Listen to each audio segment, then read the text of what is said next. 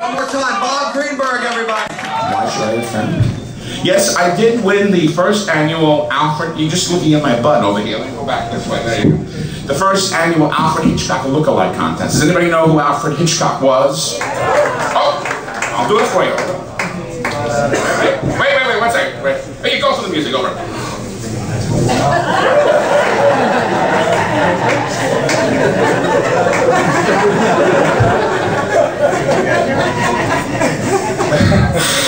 Pork Evnek. Thank you.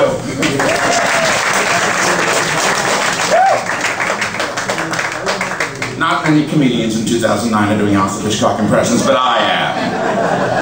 And I only do it at Kosher Comedy clubs, mind you. Oh, it's hot. Isn't it hot outside? Best thing about a hot day is beautiful women walking around in tank tops and short shorts. The worst part? Guys like me walking around in tank tops and short shorts. Did you read in the paper that Swedish scientists have determined that when you overeat, you destroy brain cells? When you overeat, you destroy brain cells? That's silly, that's ridiculous, that's...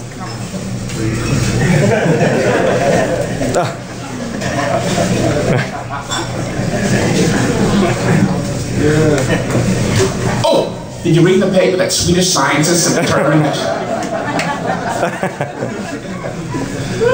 I tell you, I've always been fat. And the problem being fat is things don't fit. It's true. It's true. Why do you be a whoa? Things don't fit. Whoa! I'll tell you. Oh, you're fat too? Let me see how fat you are. You're not so fat. I tell you, I remember one Halloween, I wanted to be a... What's the matter there? Okay. One Halloween, I wanted to be a skeleton. Only skeletons don't come in husky. For me to go trick-or-treating, my grandmother had to sew my skeleton costume onto my white thermal underwear. So me and my friends, we go trick-or-treating, get to the first door, and the guy comes out to give us candy. Hey, it's Superman. Hey, it's Frankenstein. Hey, it's Fat Boy in his underwear.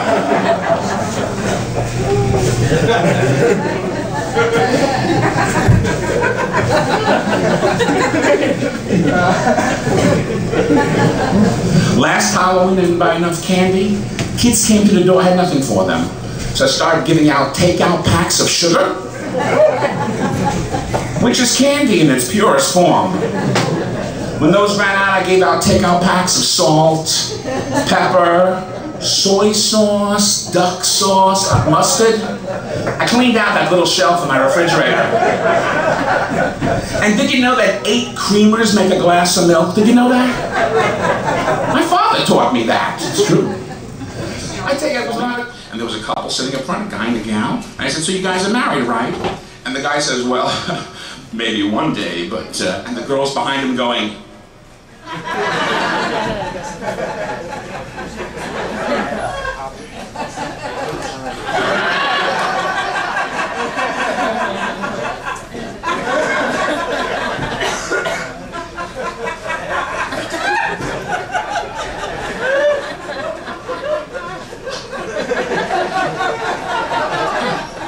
And the guy's still talking, but maybe one day I'll pop the question. I didn't know what to say, but good luck to you both. I'm married. As a matter of fact, tomorrow I'll be celebrating with my wife our 17th wedding anniversary. The pleasure was all mine, thank you. And it's funny because I remember the first day I met her. It's very interesting. I met her at work. Well, I'll tell you. We actually met at Macy's Santaland. Macy's Santaland. Santaland, right? So I was Santa, she was an elf, right? And I remember the first day I laid eyes on her. I wanted to ask her out, but I got so tongue-tied and nervous, I sounded like Lou Costello from Abbott and Costello.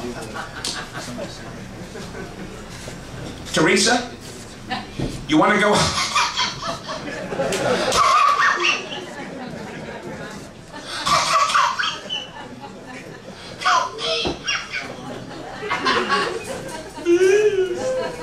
She laughed and that was that. So, 2 weeks later I tried again. Teresa, how about a...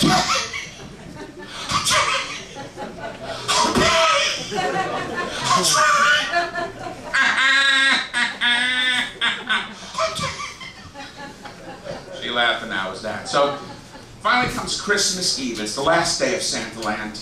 It is a temporary job, you know, so. I walk right up to her. Before I could say anything, she kissed me on the lips, and I said, "Hey!"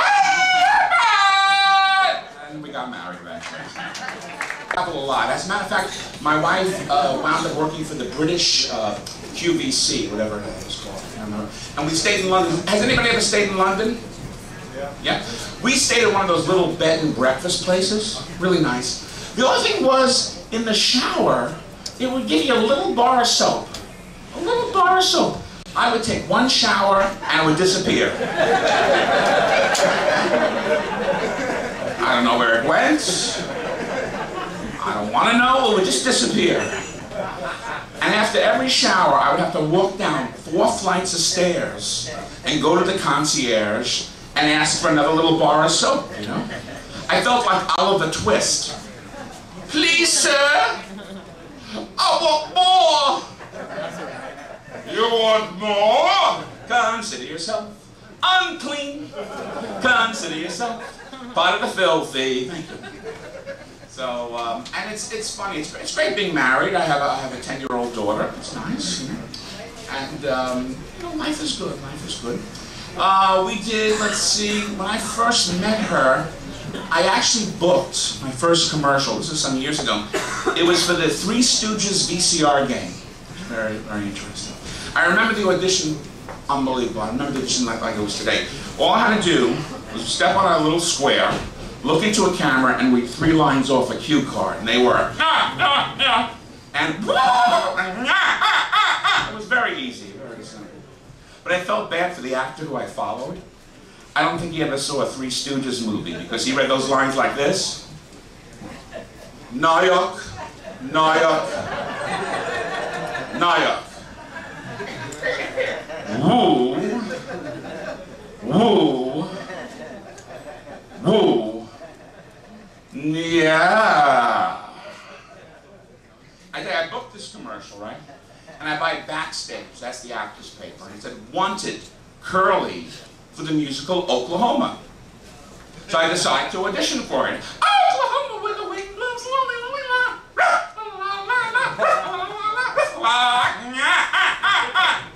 So you have to know Curly the Stooges and the musical Oklahoma for that one. Only this gentleman knows. Maybe I should have done that other song from Oklahoma. "I'm just a girl who can sing." You see, he's the only one laughing. You go to Greenwich Village much? Yeah. He's the only one laughing. All right. I want to do one more for you. All right, I'll do one for you. It said in the Backstage, "Wanted, Curly, for the play of Mice and Men." "Lenny, put down those rabbits, Lenny, the rabbits!" No John Steinbeck fans. Fine, okay.